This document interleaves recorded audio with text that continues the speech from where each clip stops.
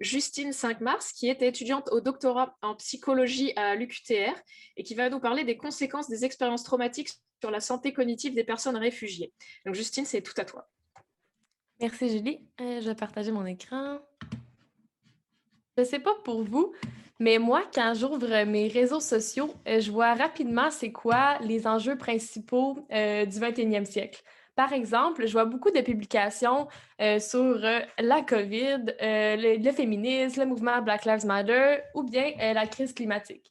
Puis je trouve ça super bien là, que les réseaux sociaux permettent de sensibiliser à ces enjeux-là. Mais je trouve qu'il y a un autre défi qui est très important en ce moment, puis qu'on entend peut-être un petit peu moins parler, et ce défi planétaire-là, c'est la crise migratoire. Selon les Nations unies, la crise migratoire, c'est un des défis planétaires là, les plus importants du 21e siècle.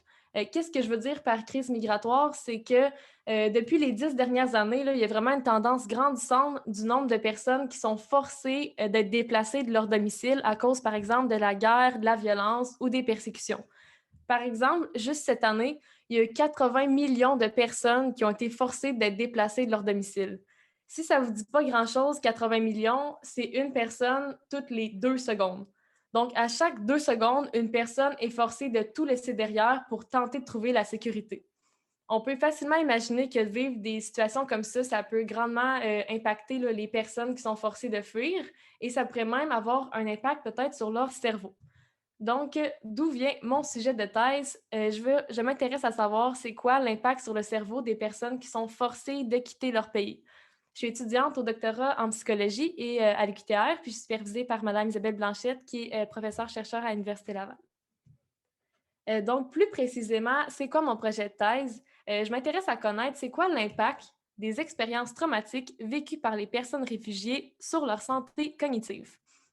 Inquiétez-vous pas si vous n'êtes pas familier avec ces termes-là, je vais vous les expliquer justement au cours de la présentation. Donc, d'abord, c'est quoi une personne réfugiée? Une personne réfugiée, c'est un immigrant, mais qui n'a pas choisi de quitter son pays. En fait, il a été forcé de le quitter pour sa sécurité. Par exemple, à la suite de la guerre ou parce qu'il était persécuté pour sa religion, son orientation sexuelle, etc. La plupart des personnes réfugiées vont fuir dans les pays voisins parce qu'ils vont fuir à pied, ils vont fuir en bateau et parfois, ils vont se rendre dans des camps de réfugiés. Malheureusement, les pays qui les accueillent, là, souvent, ils ont également peu de ressources financières, ils ont également des conflits, sont surpeuplés. Donc, c'est pour ça que parfois, là, les Nations unies vont permettre aux personnes réfugiées d'être réinstallées dans un troisième pays, donc un nouveau pays d'accueil, ou, par exemple, le Canada, on est un exemple de pays d'accueil là, qu'on va donner la résidence permanence à des personnes réfugiées. Donc, c'est pour ça que même si on n'est pas dans un milieu là, de conflit, là, qu'on a quand même des personnes réfugiées dans notre pays. Être une personne réfugiée, ça implique également de vivre là, des événements qui sont extrêmement stressants. Par exemple, les personnes réfugiées peuvent vivre beaucoup de violences, là, que ce soit se faire battre ou même de la violence sexuelle. Ils peuvent être témoins du meurtre des gens de leur famille devant leurs propres yeux, ou même de la disparition de plusieurs membres de leur famille qui vont jamais entendre parler. Et tout ça dans des conditions de vie très précaires, là, donc des difficultés avec la salubrité, difficultés à avoir de la nourriture, de l'eau potable. Et quand ils vont devoir fuir pour changer de pays, là, ça va être dans des conditions extrêmement dangereuses. Euh, donc, tous ces événements-là, on peut les qualifier d'événements traumatiques. Événement traumatique, ce que ça veut dire, c'est que c'est relié à un danger de mort ou de blessure grave. C'est un concept clé de mon projet, donc je vous invite à juste vous rappeler chaque fois que je parle d'un événement traumatique, je fais référence à ces exemples-là ici. Une fois que les personnes réfugiées vont arriver au nouveau pays d'accueil, par exemple au Canada, enfin, ils sont en sécurité, mais ils peuvent encore vivre plusieurs situations qui sont super stressantes. Par exemple, l'apprentissage d'une nouvelle langue, d'une nouvelle culture, la perte du statut social, de la solitude, euh, tout ça, jumelé au fait qu'ils ont vécu des expériences traumatiques dans leur pays d'accueil, dans leur pays d'origine, ça peut faire en sorte que ça va affecter leur santé mentale. En effet, les personnes réfugiées, ils seraient 10 fois plus à risque de développer un état de stress post-traumatique que la population générale. Qu'est-ce que c'est un état de stress post-traumatique? C'est, par exemple, quand tu as vécu une situation traumatique, puis tu as des flashbacks, tu as des cauchemars par rapport à cette situation-là. Ça a déjà été montré dans des études. Moi, dans le cadre de ma thèse, je m'intéresse à un autre aspect de la santé qui a été très peu étudié auprès de cette population-là. Donc, je m'intéresse à mesurer la santé cognitive des personnes réfugiées. Peut-être que vous vous demandez c'est quoi la santé cognitive. Je vais vous l'expliquer à l'instant. La santé cognitive, c'est la santé des fonctions de notre cerveau qui nous permettent d'apprendre, mais pas juste apprendre à l'école, apprendre dans toutes les sphères de notre vie. J'aime ça comparer la santé cognitive avec un hamster. Est-ce que vous avez déjà entendu la métaphore qu'on a tout un petit hamster dans notre tête qui tourne dans une roue? Je dois vous dire un secret, c'est un mensonge. On n'a pas vraiment un hamster dans notre tête. En fait, on en a des centaines. Et chaque hamster représente une fonction cognitive, donc une fonction qui nous permet d'apprendre. Par exemple, en ce moment, vous avez un petit hamster de l'attention qui se situe juste ici dans votre tête, puis qui tourne super vite dans sa roue là, parce que vous êtes absolument attentif à tout ce que je dis, je l'espère. Mais vous avez d'autres hamsters, c'est comme celui de la mémoire, celui du raisonnement, etc.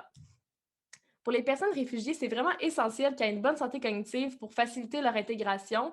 Ça va leur permettre de relever tous les défis qu'ils vont devoir faire face au quotidien, là, comme l'apprentissage de la langue, un nouvel emploi, se bâtir un cercle social, gérer leur famille, etc. La mauvaise nouvelle, c'est que la littérature scientifique montre que les traumatismes vont affecter non seulement la santé mentale, mais également la santé cognitive. Donc, ça semble affecter les petits hamsters que je viens de vous parler. Toutefois, la majorité des études sont faites là, sur des populations occidentales, comme par exemple là, sur des vétérans de guerre. Et puis, c'est difficile là, de comparer ces études-là avec les populations réfugiées qui, eux, n'ont pas vécu un trauma ponctuel, là, mais bien ont pu être traumatisés pendant vraiment longtemps, sur de longues périodes, pendant plusieurs années. Et en plus, il y a encore moins d'études qui ont regardé directement c'est quoi l'impact sur leur cerveau. Donc, maintenant, s'en vient mon projet de thèse qui est de caractériser de façon précise l'impact des événements traumatiques sur la santé cognitive des personnes réfugiées. Les prédictions que j'ai pour ma thèse, c'est que les personnes qui vont avoir vécu plus d'événements traumatiques, ça va affecter leur santé mentale. Par exemple, avec un état de stress post-traumatique, avec de la dépression, avec de l'anxiété, mais ça va également affecter leur santé cognitive, avec peut-être des difficultés de mémoire, d'attention ou de raisonnement. Comment je vais tester cette prédiction-là? En fait, j'ai déjà commencé avec ma première étude que je vais vous parler dans les prochaines minutes. Donc, j'ai un échantillon qui est un peu plus petit que celui de Célia. C'est avec 16 participants, mais ce n'est pas terminé. Là, il m'en manque environ une dizaine, mais je vais quand même vous montrer aujourd'hui ce que j'ai obtenu avec 16 participants parce que c'est déjà très intéressant. Donc, d'abord, qu'est-ce que j'ai mesuré chez ces participants-là? C'était premièrement leur nombre d'expositions des événements traumatiques. Donc, ils devaient me dire, là, par exemple, est-ce que vous avez déjà été dans une situation de combat armé? Est-ce qu'il y a déjà un membre de famille, un des membres de votre famille qui a été tué? Ils remplissaient un questionnaire comme ça. Et après ça, je mesurais leur santé mentale avec là, notamment le nombre de symptômes d'état de stress post-traumatique. Par exemple, est-ce que vous avez des cauchemars par rapport à ces événements-là ou est-ce que vous avez des flashbacks? Finalement, j'ai mesuré leur santé cognitive, mais là, je ne pouvais pas choisir de mesurer tous les hamsters différents. Il fallait que j'en choisisse. Donc, j'en ai choisi deux. J'ai pris la mémoire autobiographique et le raisonnement. Puis, dans les prochaines diapositives, je vais vous montrer c'est quoi les résultats, justement, c'est quoi les relations entre ces variables-là de santé cognitive et les variables de santé mentale et d'exposition. Donc, on va commencer avec la première, qui est la mémoire autobiographique. Dans notre tête, on n'a pas juste des hamsters. On a également des livres. Puis, on a un livre qui est très important, que c'est notre autobiographie. Comme par exemple, ici, on pourrait voir le cerveau là, de la jeune Malala qui a gagné le prix Nobel de la paix. Elle, dans son cerveau, elle a sa propre autobiographie. Si on ouvrirait le livre, on verrait chaque événement qu'elle a vécu dans sa vie décrit de façon très spécifique. Il y aurait le lieu et la date de chaque événement vécu. Malheureusement, ce que j'ai appris en lisant dans la littérature, c'est que les gens qui ont un état de stress post-traumatique, ça semble affecter ce type de mémoire-là. Donc, leur autobiographie semble un peu moins spécifique. Si on ouvrirait des pages, on verrait des sections blanches, des fois il manquerait la date, des fois il manquerait le lieu. Et pour les personnes réfugiées, la mémoire autobiographique est extrêmement importante. La première chose qu'on leur demande quand ils arrivent au pays, c'est « Pouvez-vous me raconter votre histoire de déplacement? » Et la réponse qu'ils vont donner va influencer l'aide reçue. Donc, ils peuvent recevoir plus d'aide, moins d'aide. Est-ce que les membres de leur famille vont pouvoir venir les accompagner au pays ou vont devoir rester là-bas? Donc, on peut comprendre que c'est vraiment important pour eux que cette mémoire-là soit préservée. Comment je l'ai mesuré chez mes participants? C'était avec une tâche très simple. Je leur donnais un mot, par exemple le mot tristesse, et je leur demandais, pouvez-vous me raconter un souvenir spécifique en lien avec ce mot-là? Et ensuite, je regardais à quel point le souvenir était spécifique. Maintenant, je vais vous montrer qu'est-ce que ça a donné comme résultat. Donc, mon graphique, je vais juste vous expliquer les axes avant de vous montrer les résultats. Donc, sur l'axe des X, on voit l'exposition traumatique de 0 à 25. 0, ça veut dire qu'ils ont vécu 0 événement traumatique. 25, ça veut dire qu'ils en ont vécu 25. Donc, on peut voir qu'il y en a qui en ont vécu vraiment beaucoup. Sur l'axe des Y, on voit la mémoire autobiographique. 0, ça veut dire que 0% de leurs souvenirs étaient spécifiques et 100, ça veut dire que 100% de leurs souvenirs étaient spécifiques, donc il y avait une bonne mémoire autobiographique. Maintenant, si on regarde qu'est-ce que ça donne, là, mes résultats, on voit ici chaque participant qui est placé sur le graphique. Donc, on voit là, une tendance qui se dégage. Et si j'ajoute la barre et ma corrélation, on peut voir que c'est une corrélation qui est forte, qui est significative, même avec très peu de participants. Donc, qu'est-ce qu'on peut interpréter de ce graphique-là? Si vous regardez, c'est que les personnes plus qui ont vécu d'événements traumatiques, moins bonnes semble être leur capacité de rapporter des souvenirs spécifiques. Julie, juste pour savoir, le petit mouvement de main, ça voulait dire qu'il restait 2 minutes? OK, c'est bon. Je vais me dépêcher. Donc, qu'est-ce qu'on peut... si je vous résume avec mes prédictions, là, ce que je viens de vous montrer, la mémoire autobiographique est reliée à l'exposition traumatique, mais par contre, elle n'était pas reliée au nombre de symptômes d'état de stress post-traumatique. Donc, qu'est-ce qu'on peut conclure de ça? C'est que ce n'était pas relié à la santé mentale. Donc, certaines personnes peuvent ne pas présenter d'état de stress post-traumatique, mais avoir quand même la santé cognitive qui est affectée. Donc, c'est important d'aider les gens, même s'ils ne semblent pas souffrir. La deuxième fonction cognitive que j'ai mesurée, c'est le raisonnement. Pourquoi j'ai choisi le raisonnement? C'est parce que c'est extrêmement sollicité là, quand on arrive dans un nouveau pays, là, comme je l'ai dit tantôt, pour apprendre une langue, un emploi, etc. Et puis, ça semblerait être impacté par l'état de stress post-traumatique. Je l'ai mesuré avec une tâche là, très simple où les participants devaient trouver une suite logique entre différentes formes.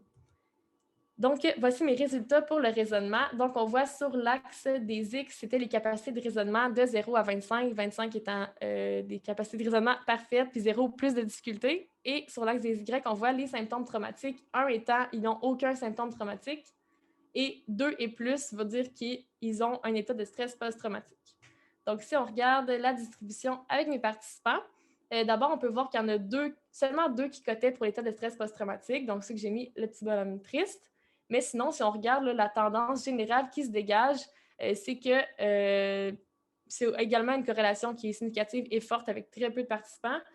C'est que les participants, plus qu'il y avait de symptômes traumatiques, moins bonne était leur capacité de raisonnement. Encore une fois, si je reviens avec mes prédictions, on a vu que le raisonnement est relié aux symptômes d'état de stress post-traumatique, mais qui n'est pas relié à l'exposition aux événements traumatiques. Donc, c'est le schéma contraire de ce que je vous ai montré avec la mémoire autobiographique. Donc, ce qu'on peut conclure de ce graphique-là, c'est que c'est important de sensibiliser à l'état de stress post-traumatique parce que même ceux qui n'ont pas le trouble, mais qui ont seulement des symptômes, ça semble affecter leur capacité de raisonnement. Donc, ce serait important de leur offrir un traitement pour les aider. Donc là, si je fais le résumé de mes 2 variables que je viens de vous présenter, une était reliée à l'exposition traumatique et l'autre à la santé mentale. Donc, chacune était reliée à des composantes différentes. Donc, ça, c'était ma première étude de ma thèse. Puis, il me manque seulement là, 10 participants pour la terminer. Puis sinon, à venir, là, j'ai une autre étude. Puis ça va être avec de l'électroencéphalogramme où je vais vraiment venir regarder l'impact direct sur le cerveau. J'espère que je vais pouvoir vous présenter ça peut-être dans une prochaine présentation de Bistro Brain dans quelques années. Je ne sais pas s'il me reste un petit peu de temps.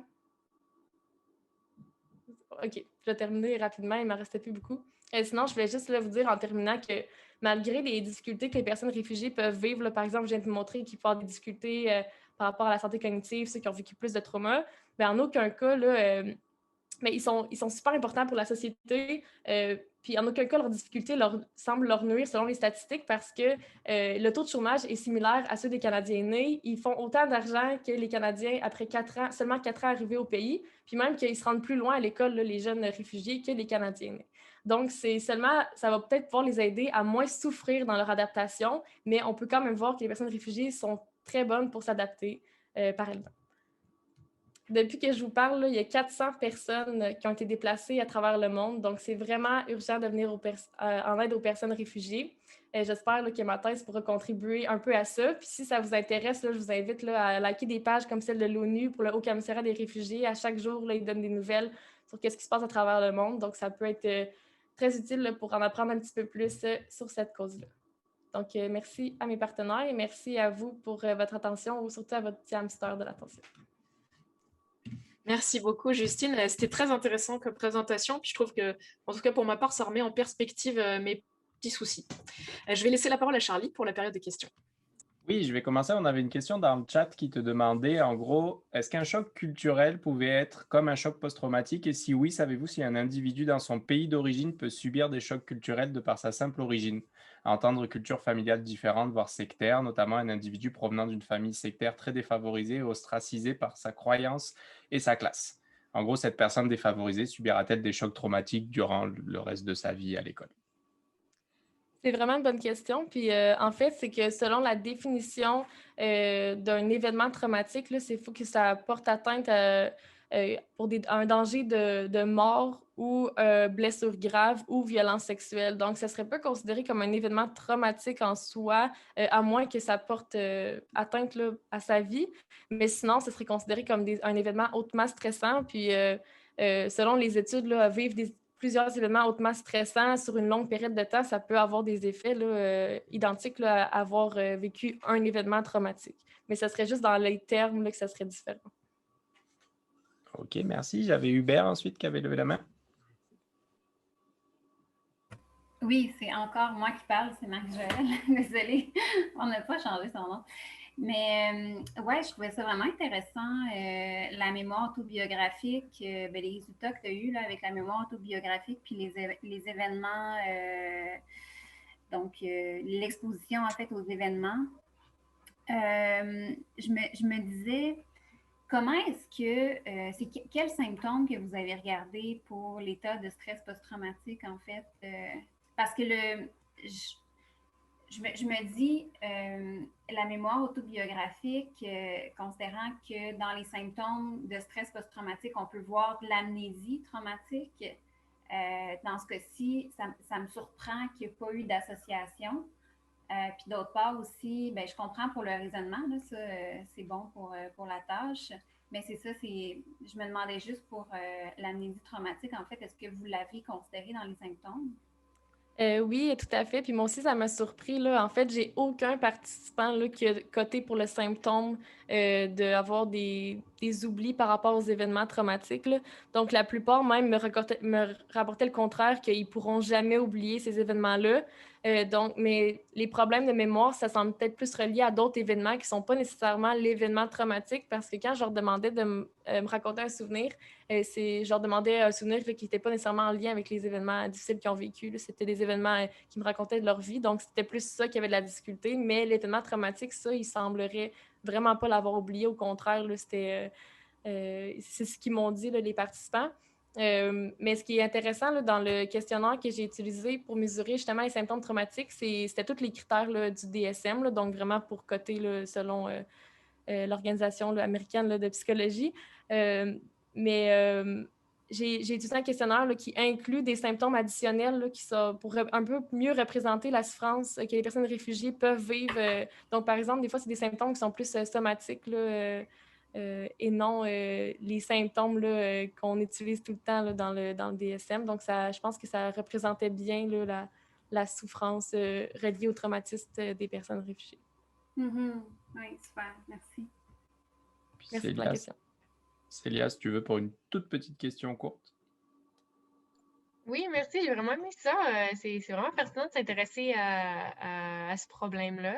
Je me demandais, là, puis je connais rien là-dessus, en sachant, tu sais, mettons, on arrive pas mal à des conclusions intéressantes là, dans ton projet de recherche. Comment ferait pour aider ou améliorer leurs conditions à ce moment-là, vu que c'est comme la santé cognitive et non la santé mentale comme une psychothérapie, ou en tout cas, je ne sais pas comment. En tout cas, peut-être tu pourrais me répondre là-dessus. C'est la question que je me pose à tous les jours.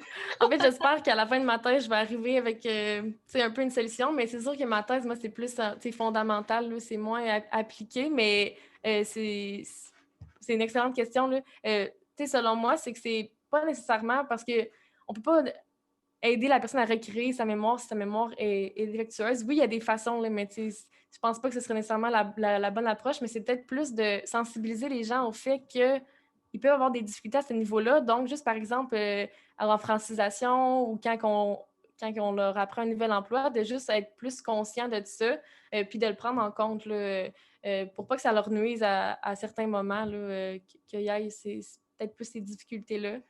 Mais c'est sûr que je pense pas qu'il y ait de méthode magique là, que je vais pouvoir inventer pour qu'ils retrouvent ces capacités-là. Je comprends totalement. Mon projet aussi, c'est dans la même lignée, là, très théorique. Fait que, mais merci, super réponse. Merci. Merci.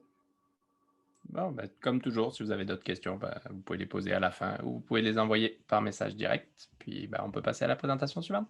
Merci. Super, merci Charlie. Justine, merci beaucoup pour ta présentation. Puis je pense qu'on sera tous très heureux de te revoir quand tu auras avancé dans ta thèse pour une nouvelle présentation.